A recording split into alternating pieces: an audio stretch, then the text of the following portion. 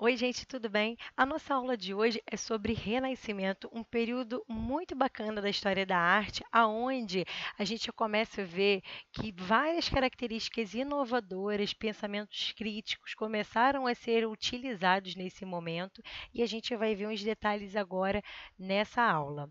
Hoje a gente vai falar um pouquinho sobre a história e arquitetura do Renascimento. Bom, logo na história a gente vê que desenvolveu na Europa esse renascimento, né? E foi durante o século XIV ao século XVI, entre 1300 e 1650. O Renascimento ou Renascimento cultural é um período da história europeia que houve a retomada de temas e técnicas culturais utilizadas durante a antiguidade greco-romana. Então, o que acontece, galera? Eles começaram a buscar algumas características que já haviam sido deixadas de lado do período greco-romano durante a era medieval, a cultura medieval. Então, no Renascimento, eles começaram a retomar essas características para utilizar junto com tudo de novo que eles tinham para aquele momento, para aquela nova era ali, tá? Bom, o termo Renascimento foi primeiramente utilizado pelo crítico de arte Giorgio Vasari, e ele, por volta de 1550, marcou a diferença em relação à Idade Média para o Renascimento. Por quê?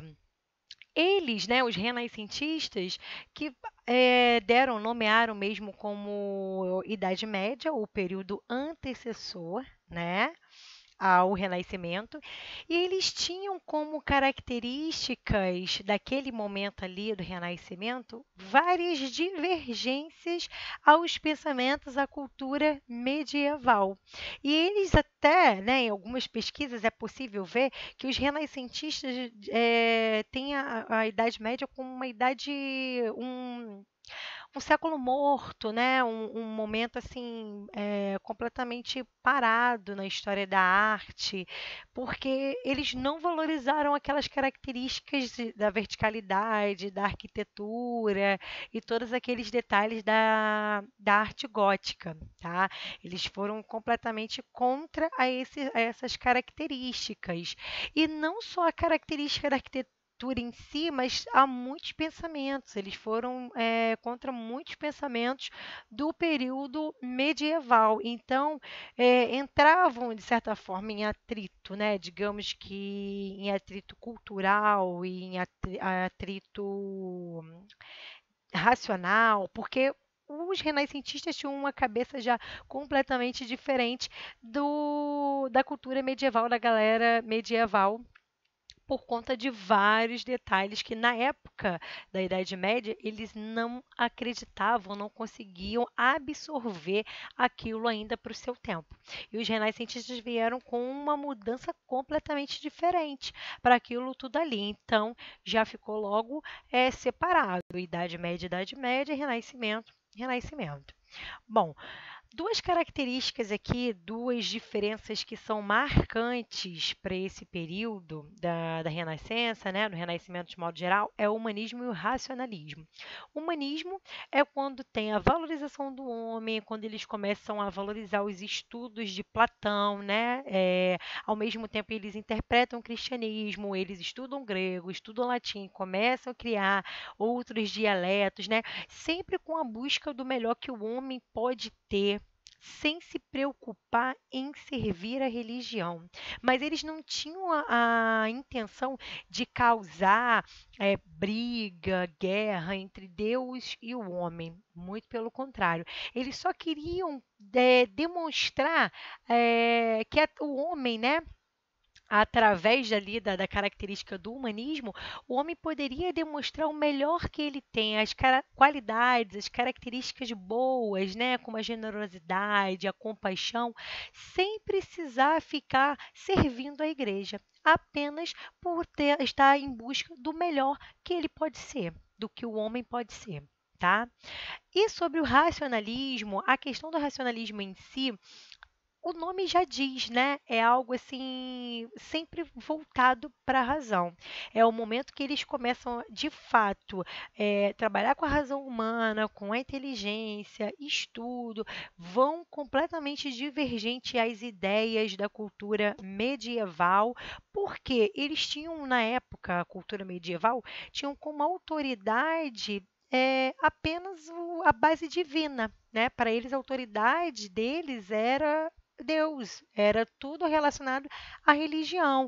Então, assim, no racionalismo, eles já começam a mudar completamente essa forma,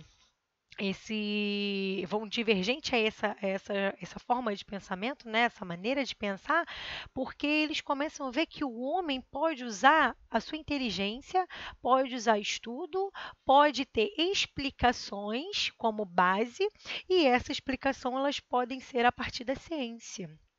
Então, é algo que vai completamente divergente ao período da cultura medieval, que só tinha a igreja, a religião e a autoridade divina, tá?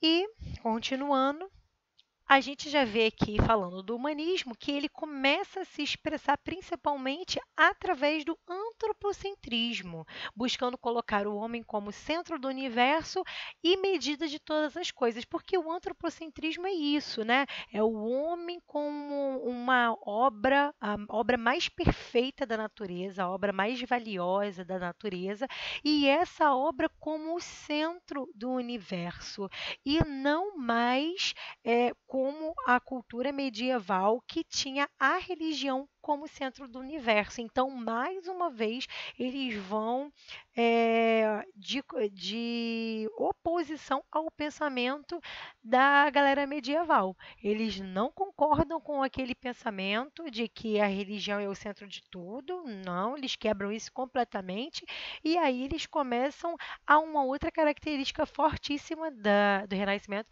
que é o antropocentrismo, né? O homem como centro do universo. Dessa forma, opunha-se ao caráter religioso das concepções filosóficas medievais, que tinha Deus como centro de tudo, né, do universo, e o racionalismo do Renascimento estava justamente associado à observação natural, à utilização de conhecimentos matemáticos aprendidos de forma autodidata, principalmente para a produção artística e do conhecimento humano sobre o mundo, ou seja, todas as características que vão opostas à cultura medieval, ao pensamento, né, da sociedade medieval. Bom, aqui ainda falando sobre a história, a gente já vê que o Renascimento ele teve uma ligação muito forte com relação ao processo de urbanização. Mais à frente a gente vai ver um pouquinho sobre Leonardo da Vinci, né? Ele foi uma das pessoas que ajudou ali a fazer todo um projeto, né, de algumas cidades, de alguns locais. E assim, é muito interessante a gente ver tudo isso porque ele foi um grande, como eu posso dizer para vocês, ele foi um grande ícone, né? A gente não vai estudar hoje assim totalmente sobre ele, porque a gente vai ver melhor sobre Leonardo da Vinci na próxima aula que a gente vai falar sobre pintura, tá? Mas ele teve grandes trabalhos, ele teve grandes invenções e uma delas foi para esse processo de urbanização. Ele tem projetos, por exemplo, da cidade de Milão, né? Então, ele foi um grande ícone para esse momento do Renascimento. Mas, enfim, vamos segurar um pouquinho para não ficar falando direto dele, porque eu gosto muito, né? E a gente não vai focar nele hoje. Vamos lá.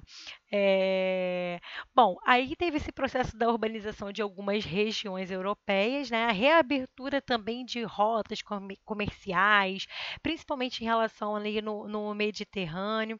E essas alterações, elas proporcionaram justamente um enriquecimento, fortalecimento de toda a burguesia, né? E que pôde custear a produção, os inúmeros artistas, através dos mecenas. Os mecenas nada mais é do que as pessoas que ajudavam os artistas, que apoiavam eles de maneira financeira, tá? É como se hoje a gente pudesse associar os patrocinadores dos artistas, até coloquei ali para ficar assim mais claro para vocês entenderem. É assim, são pessoas que tinham condições, né, financeiras boas que podiam custear um artista, por exemplo, uma pessoa que gostaria de trabalhar, né, com o que era um grande artista, que gostaria de trabalhar com a sua arte, mas às vezes não teria condições de se manter ou de sobreviver sobre aquilo ali, ou até mesmo de fazer arte, de produzir, porque não tinha materiais ou não tinha reconhecimento, enfim. Então, os mecenas eles eram as pessoas que ajudavam esses artistas que estavam sempre ali apoiando para que de fato continuassem acontecendo grandes artistas nos locais, grandes produções artísticas e assim sucessivamente, sem que esses artistas se quebrassem financeiramente, né? Porque tinham eles para patrocinar. Bom, e aí, gente, agora a gente vai começar a ver alguns detalhes da arquitetura. Logo já mostro para vocês essa imagem que é uma igreja gótica, né, uma catedral gótica, e esse X vermelho já representa que eles não seguiram essas características, tá? Não estou querendo dizer que são características ruins, ok, galera? Eu gosto muito.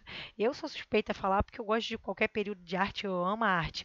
Mas a arte gótica, ela tem sim características magníficas, valiosas, porém os renascentistas foram contra essas características, né? Se eles foram contra a maneira de pensar, é claro que eles vão ser contra também a maneira de reproduzir, de criar e expressar artisticamente. Então, essa imagem com esse X já é para vocês terem essa noção. E aí, no período românico, construíram-se templos fechados. A gente vê que aquela característica da abóbada de berço, né? Menos ventilada, mais escura, mais fechada, justamente porque eles tinham um receio de fazer aberturas e ela desmoronar. Já na arquitetura gótica, eles já tinham evoluído um pouco porque já tinha o recurso da abóbada e na arquitetura gótica eles utilizaram a abóbada de nervura. Então, com essa característica da abóbada, já permitia criar grandes vãos, né? Construir catedrais verticais, bem grandes, né? Bem altas. Fizeram os vitrais, né? Fizeram as aberturas para colocar as janelas, que são os famosos vitrais, porque eles criaram o recurso do arco botante, que eram aqueles recursos laterais que seguravam ali as paredes da construção e, ao mesmo tempo, dava uma sustentação às abóbadas, né? Aos tetos ali das catedrais. Então, assim, tudo isso foi evoluindo. Porém, nesse momento do Renascimento, o arquiteto renascentista ele buscou espaços em que as partes do edifício parecessem proporcionais. Ele queria criar algo para aquela época e, de fato, ele criou de maneira que ficasse proporcional, que ficasse mais padronizado, que não ficasse de maneira como vocês estão vendo aqui, ó, por exemplo, se a gente associar ó, a altura dessa lateral aqui, ó, em relação ao chão, né? E ao mesmo tempo, se a gente comparar essa altura da lateral com a altura da fachada principal, ó, aqui, ó. Olha a altura, né? Olha a diferença desse topo, que nem dá para ver o finalzinho aqui, né? Porque a imagem corta, em relação a esse topo aqui. Então, isso era algo que os renascentistas não queriam que acontecesse, porque eles queriam criar espaços de maneira mais proporcional, de maneira mais similar. E para vocês terem noção dessa verticalidade, né, aqui no último tópico, ó, além de procurar uma ordem que superasse a verticalidade das catedrais góticas, ou seja, eles queriam uma organização, eles queriam ordenar a maneira deles fazerem a arquitetura, deles criarem, deles projetarem a arquitetura. E eles queriam quebrar radicalmente essa questão da verticalidade, tá? Eles foram contra a verticalidade da cultura medieval. E para vocês terem uma noção assim, né, da altura real aqui da igreja, né, do quão grande, do quão vertical ela é só vocês olharem aqui, ó, as pessoas. Olha o tamanho normal das pessoas, né? Aqui, enfim, que seja de 1,60 m, 1,70 m, 1,80 m, enfim, ainda assim são pequenas em relação a toda a arquitetura e a toda a fachada aqui das torres.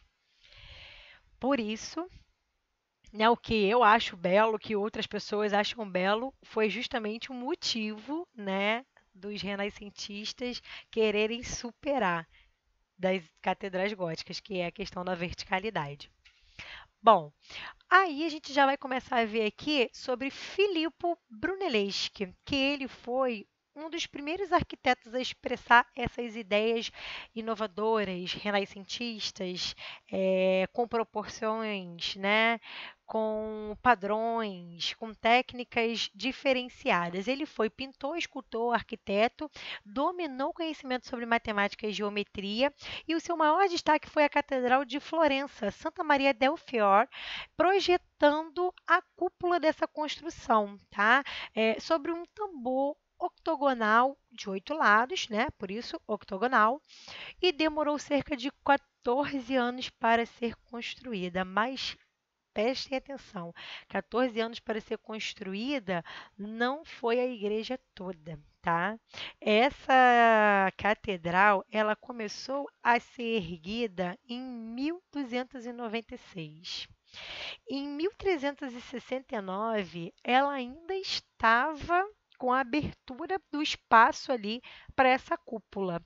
E aí, em 1420, foi quando Brunelleschi começou a projetar essa cúpula. Nada mais é do que essa aqui, ó. Essa cúpula aqui que está na imagem. Aqui é toda a igreja, né? Ainda tem mais um pedacinho para cá, cortou na imagem. Mas aqui, ó, é a cúpula octogonal que foi projetada por ele.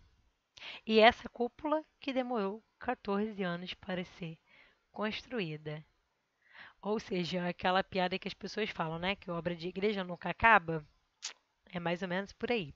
Bom, e aí, aqui, né, outros tópicos também que temos de exemplos que foram de construções também projetadas pelo Brunelleschi, que é o Hospital dos Inocentes, que é essa daqui de cima, tá?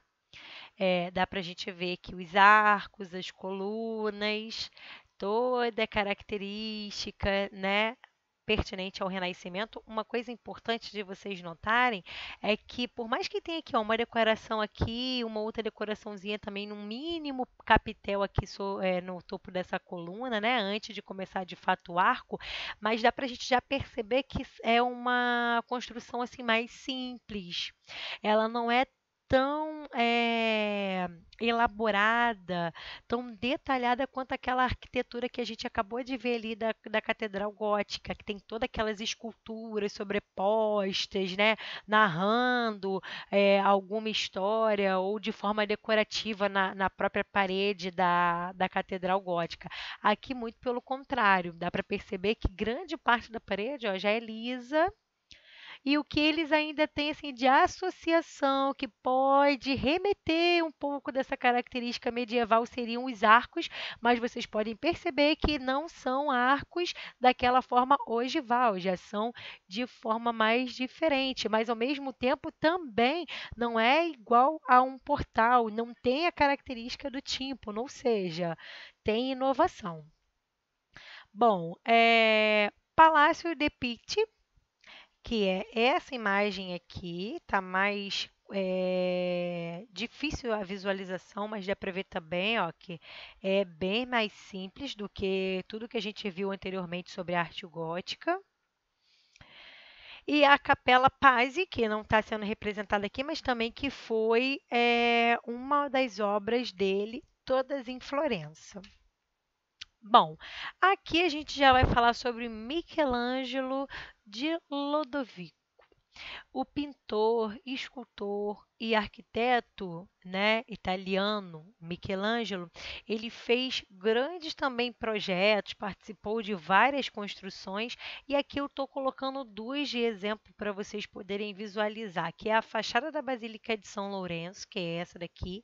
Observem que é uma fachada, ela é feita de pedras, então assim, não é, apesar de parecer toda com coisas como se fosse da arquitetura gótica, né? Elementos sobrepostos, mas na verdade não é, tá?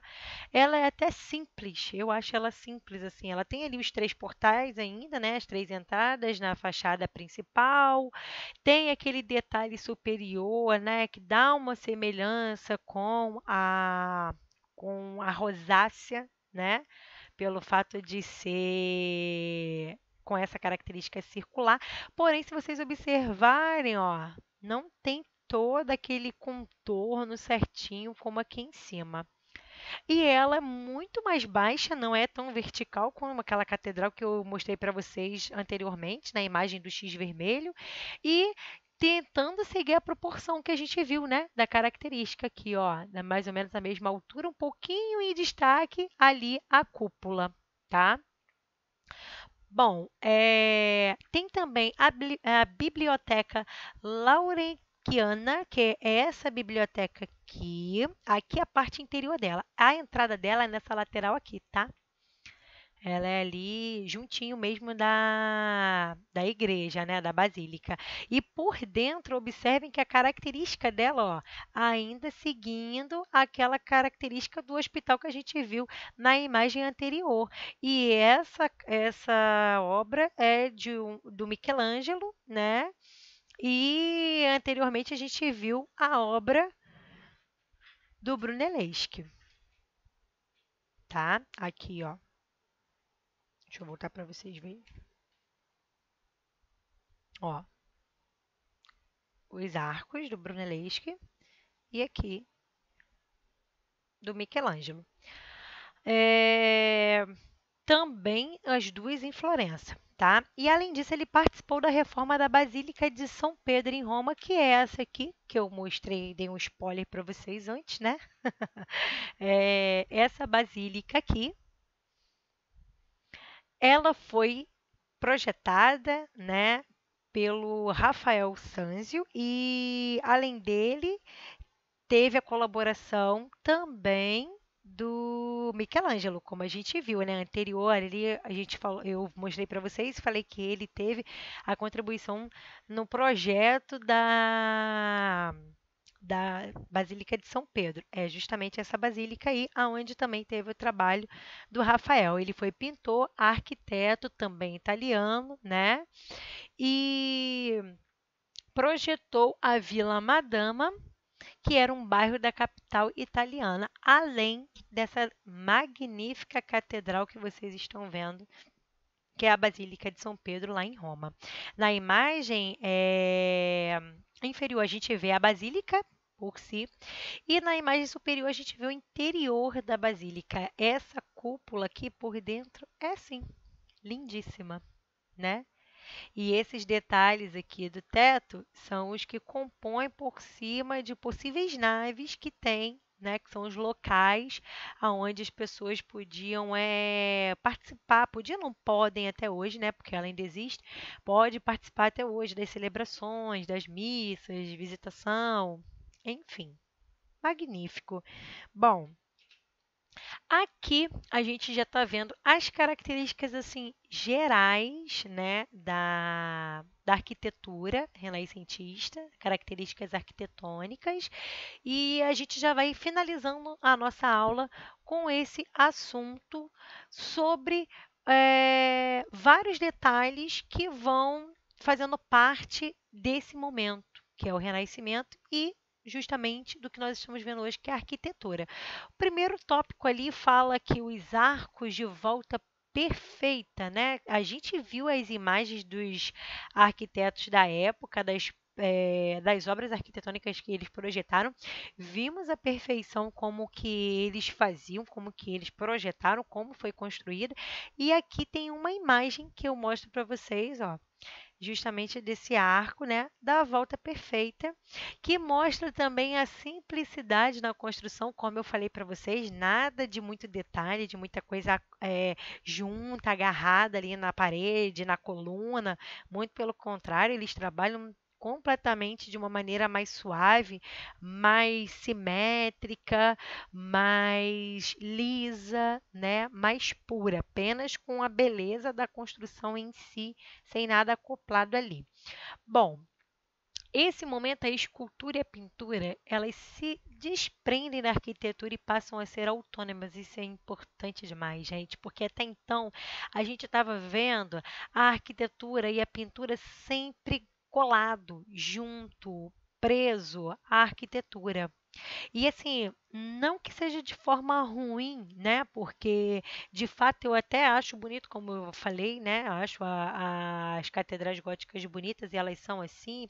E enfim, porém tem todo o significado para a época, a gente tem que ter respeito com tudo isso.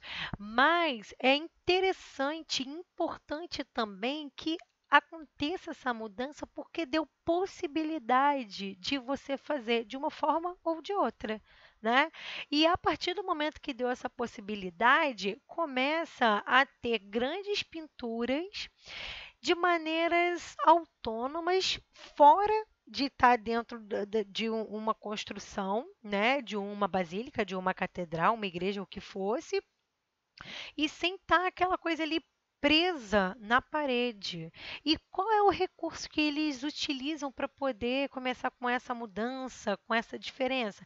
É justamente esse recurso aqui, por isso que eu coloquei a fotozinha dele aqui, ó. Cavalete, que vocês deveriam estar se perguntando, meu Deus, o que que é isso? É um cavalete. É aquele apoio que a pessoa coloca a tela para poder pintar, para fazer sua pintura, seu desenho, enfim, de maneira mais acentuada, mais organizada, se ela não quiser fazer numa forma mais plana, né? Numa mesa, enfim. Bom, e a partir do momento que começa a utilizar esse recurso aqui, que é o cavalete, meus queridos, aí a arte vai embora, porque não tem mais aquela preocupação de ter que ficar fazendo só a fresco, né? Aquela técnica que eu já falei para vocês, que é a pintura adicionando os pigmentos sobre a argamassa úmida, né? Ou mesmo que não quisesse utilizar a técnica do ar fresco, mas não tem aquela necessidade de ter que fazer a pintura só para decorar, com a função de decorar ou de narrar algum acontecimento, ou alguma história, ou algum versículo bíblico, muito pelo contrário, eles começam a levar o cavalete aonde eles querem. Se eles querem levar o cavalete perto de um lago, eles vão representar e vão levar o cavalete lá. Se eles querem levar o cavalete para um pátio, né, eles vão representar o que eles estão vendo ali, a observação deles naquele pátio, porque tem um cavalete lá. Então, a partir do momento que tem esse recurso, eles começam a fluir ainda mais do que já tinham, né, de fluidez artística, porque eles têm a facilidade de poder pintar, se expressar de maneira mais solta aonde eles querem. Porém, não tão solta assim, tá? Porque as técnicas, de modo geral, do Renascimento, elas são muito padronizadas, principalmente na arquitetura, na escultura e na pintura, tá? E a gente vai ver, é claro, na próxima aula, melhor sobre essa questão da padronização das pinturas em si. Mas só o simples fato do cavalete e das pinturas já serem autônomas, que, né, pinturas em telas separadas, que eles podiam pintar na tela e pendurar, ou representar uma família, enfim, o que fosse, ou dentro ou fora de algum local, só deles poderem ter essa facilidade já mudou bastante. A escultura, eu coloquei para vocês a imagem da escultura aqui, ó, justamente por esse mesmo tópico aqui, porque aqui a Pietà, uma magnífica obra, né?